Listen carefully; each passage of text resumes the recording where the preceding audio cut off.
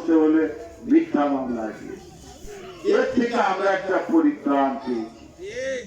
এই পরিত্রাণ পেয়েছি বলেই কিন্তু আমরা রাজা হয়ে গেছি, এটা ভাবলে চলবে না। দেশটা আমাদের, এই দেশটায় আমি থাকবো, আমার সন্তান থাকবে, আমার নাতি নাতক থাকবে, তারপরও আরো জন্মন্তর থাকবে সকলে। সুতরাং এই দেশটা হিন্দু, এই দেশটা মুসলমানের, এই দেশটা এই দেশের সকল নাগরিক, সে আওয়ামী লীগ করুক, সে জামাত ইসলাম করুক, জাসদ করুক, যেই দলই করুক, দেশটা আমাদের সকলে।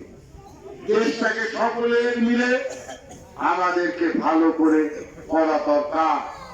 আর যারা অন্যায় করেছে, যারা অত্যাচার করেছে, আইনের বিচার তাদেরটা হবে। আইন আমার জন্য সমান, আইন তার জন্য সমান। আমাদের জন্য শুধু আইন ছিল শেখ হাসিনা অন্যায় করার জন্য, আর তার নেতা কর্মীদের জন্য ছিল পুলিশ বাহিনী অন্যায় করলে তাদের মাপ ছিল। এটা এখন চলবে না।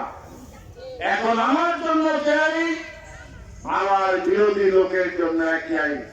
দেশের মানুষের যে ক্ষতি করবে তার জন্যই হবে ন্যায় পরায়ণ, ন্যায় তো তার বিরুদ্ধেই হবে আইনের ব্যবস্থা।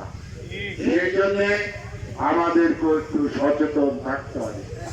আমি আওয়ামী লীগ চলে গেছে, তাই আওয়ামী লীগের নেতাদের কুবাইতে হবে, আওয়ামী লীগের নেতাদের মারতে হবে, সেটা ঠিক হবে না।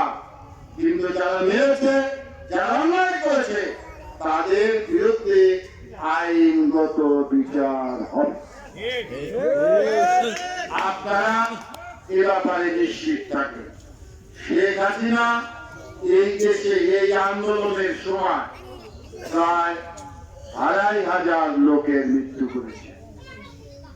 পুলিশের মারছে, দেখছে মানুষ মারছে, ছাত্রদের মারছে, পুলিশের বাইরে আগুন ছেড়েছে। পুলিশ, র্যাব, আর্মি, বিভিন্ন বাহিনী, মিডিয়ার সকলে হত্যা করেছে। শেখ হাসিনার নির্দেশে তাদেরও বিচার শুরু হয়েছে।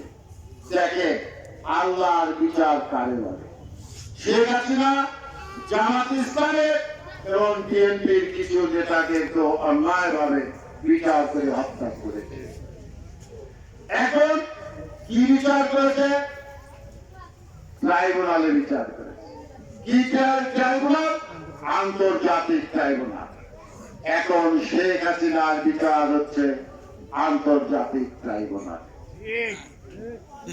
সুতরাং আল্লাহ তাআলা আছে, আপনি আজকে ন্যায় করবেন, অন্যায় করবেন, আপনার তার প্রতিফল পেতে হবে। আপনি বিএনপি করলে মাপ পাবেন, আওয়ামী লীগ করলে মাপ পাবেন, এত সহজ না। আল্লাহর বিচার খুব কঠিন।